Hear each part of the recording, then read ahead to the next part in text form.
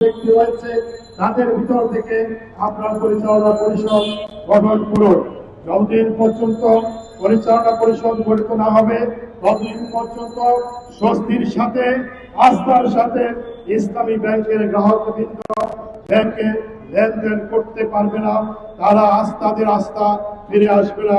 সেই কারণে অবিলম্বে পরিচালনা পরিষদ গঠন করার দাবিতে আমাদের সামনে যে কর্মসূচি রয়েছে তার মধ্যে আগামী 14 তারিখে সারা বাংলাদেশে প্রত্যেকটি জেলা হেডকোয়ার্টারে ইসলামী ব্যাংকের যে প্রধান শাখা রয়েছে সেই প্রধান শাখার সামনে অবস্থান কর্মসূচি পালন করা হবে।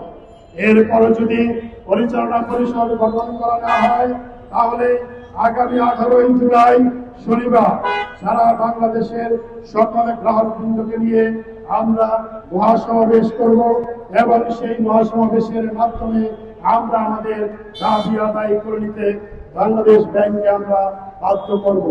সম্মানিত গ্রাহকবৃন্দ, আপনারা দেখেছেন যে পার্লামেন্টে মাননীয় অর্থমন্ত্রীর পক্ষ থেকে আমরা বারবার কর্মসূচি ঘোষণা করছি যে অবিলম্বে পূর্ণাঙ্গ পরিচালক পরিষদ গঠন করতে হবে। আমরা দেখেছি সম্প্রতি বাংলাদেশ ব্যাংকের মুখপাত্র তিনি বলেছেন ইসলামী ব্যাংকে একটি সৎ এবং যোগ্য পরিচালনা পরিষদ অবিলম্বে ঘোষণা করা হবে, কিন্তু বারবার ঘোষণা দেওয়া সত্ত্বেও কালক্ষেপণ করা হচ্ছে। সেই কারণে গ্রাহকদের মনে প্রশ্ন উদয় হয়েছে এই যে পরিকল্পিত সময় ক্ষেপণ এটি কোন ষড়যন্ত্রের অংশ কিনা, কেন বারবার সময় ক্ষেপণ করা হচ্ছে? তারা কি কোনো সহযোগ্য ব্যক্তি খুঁজে পাচ্ছেন না? আমরা উল্লেখ করেছি যে ইসলামী ব্যাংক যাদের পরিচালনায় দীর্ঘদিন পর্যন্ত বাংলাদেশের শীর্ষ ব্যাংক হিসাবে পরিচালিত হয়েছে সেই সমস্ত ব্যক্তিদের ভিতরে যারা সক্ষম রয়েছেন, যারা কর্মক্ষম রয়েছেন, সেই ব্যক্তিদের ভিতর থেকে আপনারা প্রয়োজনে পরিচালক নিয়োগ করতে পারেন। ইসলামী ব্যাংক বাংলাদেশের পরিচালনা পরিষদ গঠন, ব্যাংকের সুশাসন প্রতিষ্ঠা, গ্রাহকদের আস্থা বৃদ্ধি সহ সুষ্ঠুভাবে ব্যাংক পরিচালনার দাবিতে ইসলামী ব্যাংক সচেতন গ্রাহক ফোরাম নিয়মতান্ত্রিকভাবে কর্মসূচি পালন করে আসছে। বিগত 6 জুলাই সাংবাদিক সম্মেলনের মাধ্যমে আমরা কর্মসূচি ঘোষণা করেছি। তারই অংশ হিসাবে আজকে আমাদের বিক্ষোভ মিছিল।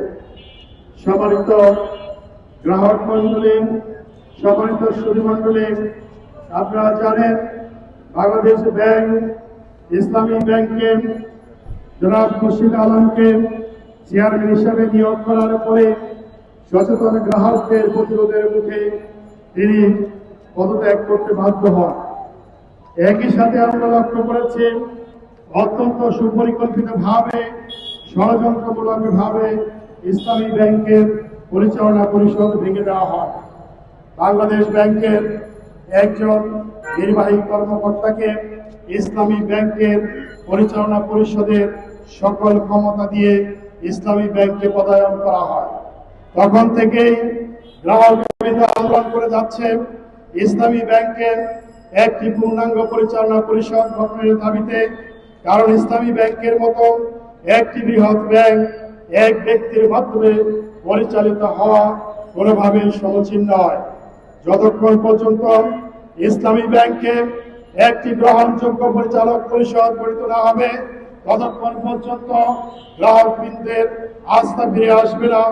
আজকে গ্রাহকবৃন্দ আতঙ্কিত, তারা আতঙ্কগ্রস্ত অবস্থায় আছে যে তাদের আমানত তারা ব্যাংক থেকে তুলতে পারবে কিনা, তাদের আমানত সুরক্ষিত কিনা।